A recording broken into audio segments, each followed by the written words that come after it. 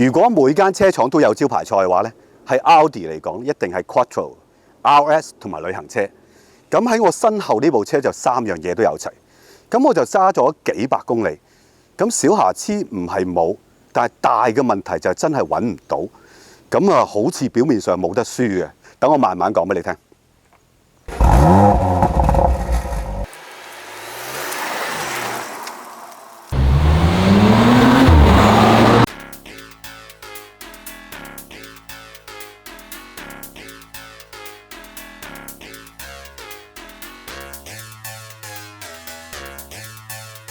咁呢架車有咩小瑕疵咧？首先第一樣嘢就係我一拍入個 R 波，睇住個後波鏡頭，點解咁低清嘅喂？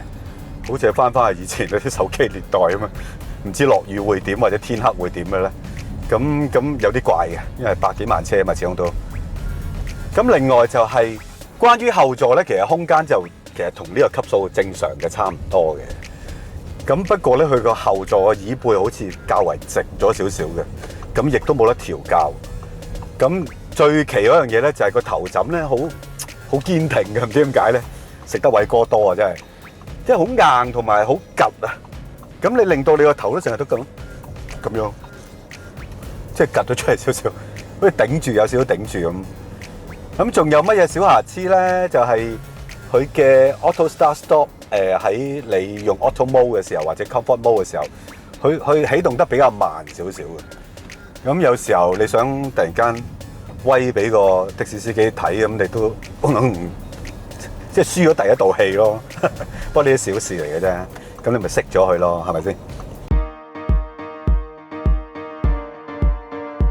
雖然有呢啲小瑕疵，但係你就咁睇翻呢個車嘅設備又多到使唔使咁多啊？即係按摩座椅又有，呢張座椅本身已經好靚好包噶啦，仲可以調校啲夾腰啊、腰托啊，哇！真係好多嘢教嘅呢個啫。咁又有地圖啦、Virtual Cockpit 啦、大嘅天窗啦、3區恆溫冷氣啦，咁避震又有得校啦，即係好多嘢可以校喎，同埋好齊喎，齊得好緊要喎。咁所以就咁揸嘅話，你又唔覺得佢有啲乜嘢嘢你要批評佢嘅喺設備上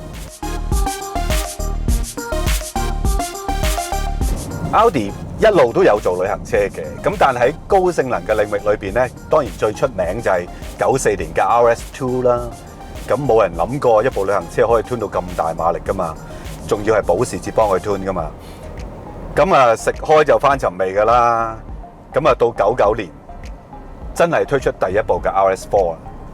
咁呢副引擎2.7 Twin Turbo 都係經典嘅引擎嚟嘅，仲要係高士和夫幫我 tune 嘅，咁就好評如潮，就一路冇停過啦 RS4。咁但係之後接住落嚟一路都係 V8 嚟嘅，4.2 V8 NA 嘅。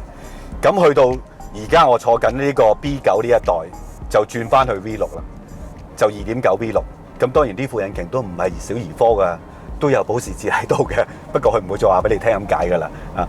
扭力嘅增幅先驚人，好得人驚。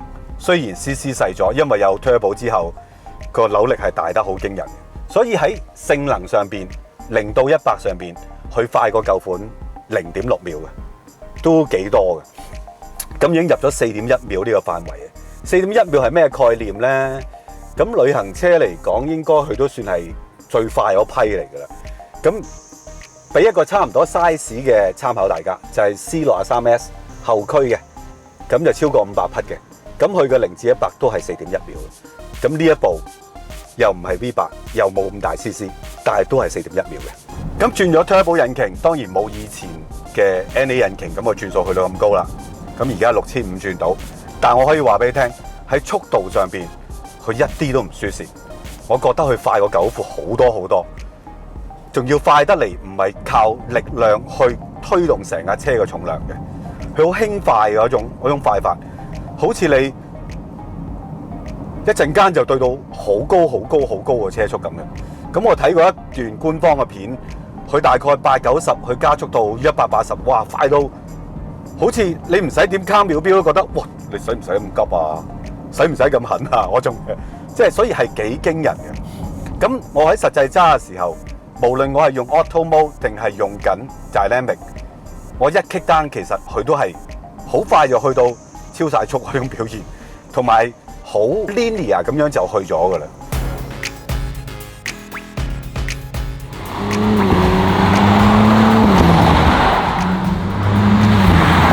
換咗新引擎之外，就亦都換咗新波箱嘅，咁就冇再用以前 Double Clutch 嘅波箱，而家就用8前速嘅 Tiptronic， 即係傳統波箱嚟嘅。咁係佢係少咗 Double Clutch 嗰啲砰砰砰、嘣嘣嘣嗰啲感覺嘅，但係就好順咯，特別喺慢速嘅時候好順咯。而8前速亦都佢個設計係拉得比較闊嘅啲波牙，特別喺7同8波。如果你用 Auto 嘅時候，佢都幾常用到7嘅。咁8就比較少出現，咁因為7同8都係 OD 波嚟嘅。喺呢啲時候你要再加速嘅時候咧，你必須要等個波箱喐。咁佢算喐得快嘅，咁但係就你會覺得我要等一等咯，稍微等少少咯。咁你唔想等咪轉去 Dynamic 或者拍落 S 波咯，等佢唔好跳落去7速，咁都 OK 嘅。成架車輕咗80啦，呢個都唔係關鍵，因為我哋成個編輯部都揸過呢架車，咁就覺得架車係好輕盈嘅。咁呢副新底盤話就話輕咗80，但係實際揸起上嚟，我覺得佢仲輕啲咁嘅感覺。尤其是喺灣裏邊嗰種動態咧，你係覺得好似突然間一去到一啲多彎嘅路嘅時候，成架車會縮短咗，收縮水咁啊！咁好似跌翻落去 RS3 Sportback 嗰種咁嘅 size 嘅表現嘅。再加上佢本身個 traction 好高嘅，因為呢個 quattro 係 mechanical 嘅 quattro 嚟嘅，所以佢啲力係咬得好實好實。咁轉向又好快嘅，雖然我稍嫌佢輕咗少少嘅軚盤，就算喺Dynamic都輕咗少少，不過都唔緊要。最緊要佢抓得好實，同埋好 sharp 好準。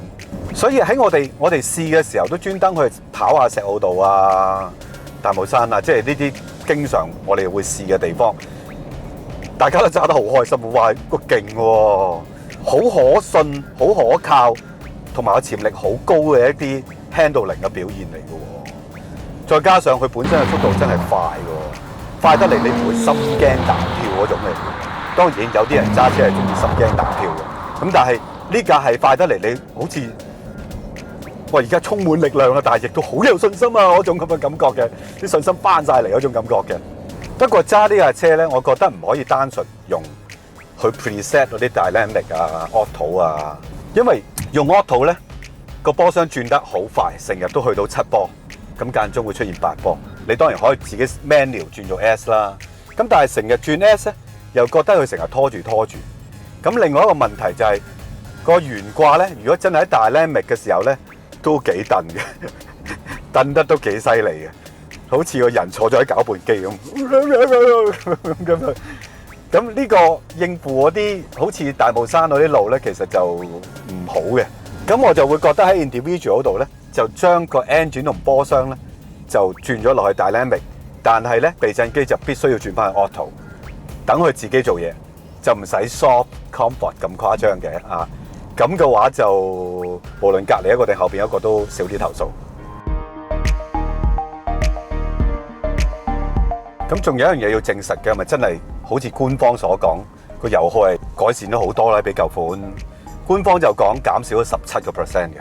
咁我就大概揸咗300幾公里。咁我而家做出嚟就係大概13點幾 lit 100公里啦。咁如果你27蚊1 lit 計，即係2個2、2個3度，咁再加上我哋輪流轟咗一段頗多嘅距離，又行下 highway 咁，都其實差唔多，都合理嘅水平嚟嘅。喺香港要買400幾匹以上嘅旅行車咧，其實你選擇5個手指數晒嘅。咁我啲 E 咩63旅行車啊 ，RS6 太大部，亦都相當貴嘅。咁當然呢部都唔平嘅，130萬。咁仲有一部選擇咧，就係 C63S 後驅嘅，都係旅行車，就貴去10萬蚊度。咁嗰部冇試過，所以 unknown。咁所以暫時嚟講咧，呢部車咧喺性能上、實用性、操控性、舒適性咧，我哋都評價係好高好高嘅。咁你試想像，哇！如果你有一個女朋友或者老婆啦嚇，又靚又叻又激情又溫柔體貼，哇！好似冇得輸咁嘅女朋友，但係你揾唔揾到？好似揾唔到嘅。咁車就一部差唔多，就我身邊呢部啦 ，RS4。提大家 subscribe 我哋嘅 YouTube channel，最好撳埋側邊個鈴鈴啊，有新片我第一時間知道啊嘛。